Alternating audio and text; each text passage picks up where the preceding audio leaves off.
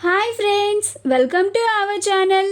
భానుమతి మా ఇంటి Mahalakshmi serial next ఎపిసోడ్లో ఏం జరగబోతోందో ఈ వీడియోలో చూసి తెలుసుకుందాం. భానుమతికి తన మనసులో ఉన్న మాటని చెప్పాలనుకుంటున్న పార్థు అసలేం జరిగింది అని తెలుసుకోవడానికి ఈ వీడియోని స్కిప్ చేయకుండా ఎండ్ వరకు చూసేయండి. పార్థు భానుమతి వాళ్ళ కన్న తండ్రి గురించి ఆలోచిస్తూ ఉంటాడు.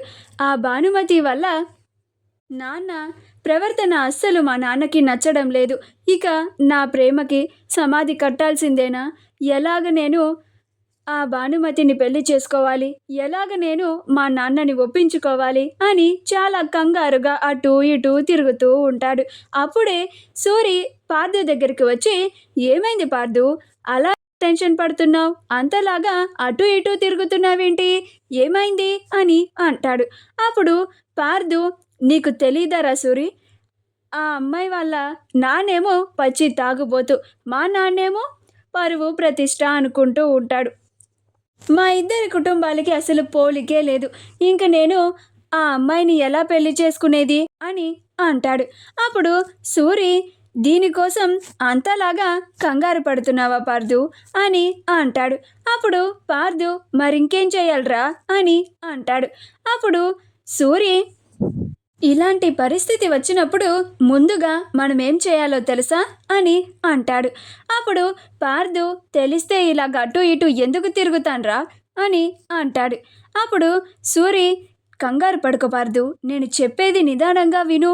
ముందు నువ్వు నీ మనసులో ఉన్న మాటని ఆ బస్సమ్మాయికి చెప్పు. ఆ బస్సమ్మాయి నీ ప్రేమకి ఓకే చెప్పాలి కదా. ఆ అమ్మాయి కూడా తిరిగి నిన్ను ప్రేమించాలి కదా, నిన్ను ఇష్టపడాలి కదా.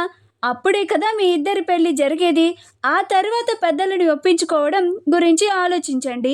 ముందు నువ్వు ఆ అమ్మాయికి నీ మనసులో ఉన్న మాటని ఎలా చెప్పాలో దాని గురించి ఆలోచించు.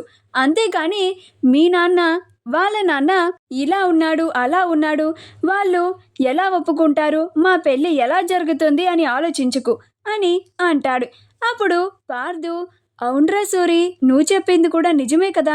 ముందు నేను ఆ అమ్మాయికి నా మనసులో ఉన్న మాటని చెప్పాలి. కానీ ఆ అమ్మాయికి నా మనసులో ఉన్న మాటని చెప్పాలంటే కొంచెం కష్టంగాను భయంగాను ఉంది అని అంటాడు. అప్పుడు సూరి, ఏంటి పార్థు, నువ్వు ఒక అమ్మాయి ముందు భయపడుతున్నావా అని అంటాడు. అప్పుడు పార్థు, నేనేంటి, చాలామందే, ఎంతోమంది వీరులు ధీరులు కూడా అమ్మాయిల ముందు తగ్గారు, భయపడ్డారు కూడా. ఇక నేనెంత అని అంటాడు.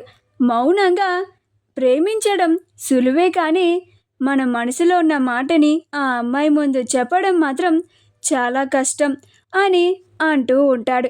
అప్పుడు సూరి, నీకు భయం పోవాలంటే నేనొక మాట చెప్పనా అని అంటాడు. అప్పుడు పార్థు, ఏంటో చెప్పు సూరి అని అంటాడు. అప్పుడు సూరి, నన్నే ఆ బస్ అమ్మాయి అనుకో. నీ మనసులో ఉన్న మాటని ఇప్పుడు నా ముందు చెప్పు. అలా ప్రాక్టీస్ చేయి. రేపు ఆ అమ్మాయి ముందు చెప్పేసరికి నీకు కొంచెం ధైర్యం వస్తుంది అని అంటాడు. అప్పుడు పార్థు సూరిని కింద నుండి పైదాకా చూసి, ఏంటి, నీకు ఆ బస్ అమ్మాయికి ఏమన్నా పోలికుందా?